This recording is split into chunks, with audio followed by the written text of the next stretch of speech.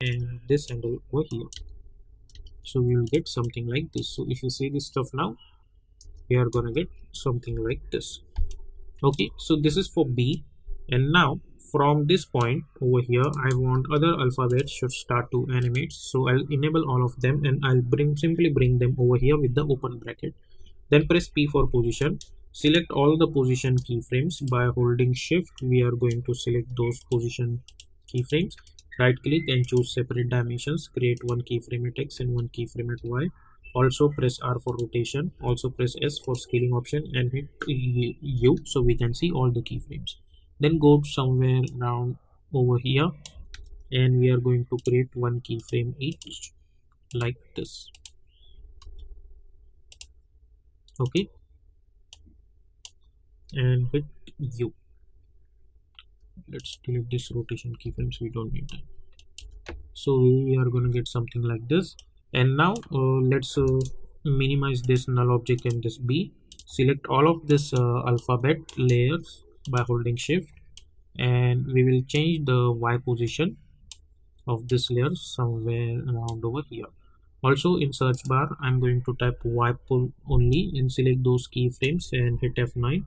Go to the graph editor, select this, move this handle over here, select this and move this handle over here, this handle over here, select this and move this handle over here like this. Also go few frame forward, create one keyframe at Y position and in middle of that let's move this handle over here. Okay, select this and hit F9. Zoom in a little bit, select this handle, move this one over here and this one over here, this one over here, select this and move this one over here. So we'll get this kind of bouncing effect. And if you think the this animation is quite taking a long time, so what you can do, let's hit U over here and let's select all of this stuff and by holding alt select all of this and by holding alt I can reduce the duration of this animation. So I'll get something like this. Then go over here at this point, let's select all of these layers and press R for rotation. And as you guys know that we are going to type rotation keyframe, so I'm going to make it, let's say one rotation would be enough, or if you want then let's type two rotations. Also enable motion blur like this. Okay, and now at this point let's hit U over here and press T for opacity and let's decrease the opacity of each and every one. And now what we are going to do, let's select all of them and press S for scaling option and initially scale should be a little bit like this. Let's make it 20 only and zoom in a little bit. Now hit page down button 2 to 3 times, select this, let's say I think we should start to animate from here and move this over here again 3 times, move this over here again 3 times, move this over here again 3 times, move this over here and move this last one over here. Okay, now hit U and let's make this fit.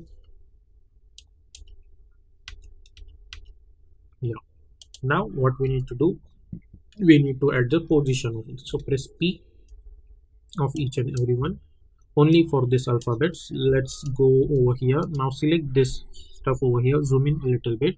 Now with the help of selection tool I'm going to move this stuff over here and make sure that you are at the starting frame. Then hit K to go on forward keyframe. We will select this E and it should be over here.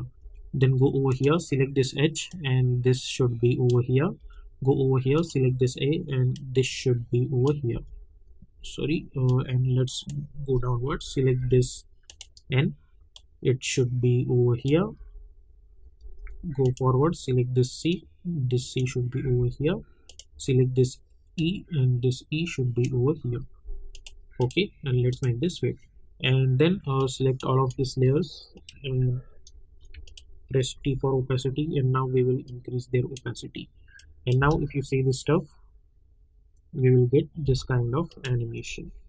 Okay, and select all of them and press Ctrl Shift C, and we are going to call it as animation. Hit OK. And as you guys know, the color for Behance logo is quite blue, so I'm going to apply fill effect on it. Apply fill effect, and we are going to choose the proper Behance color of this one. So if I see this animation in full, I'm gonna get this kind of animation. Okay, so this is how you can create this kind of logo animation inside of After Effects.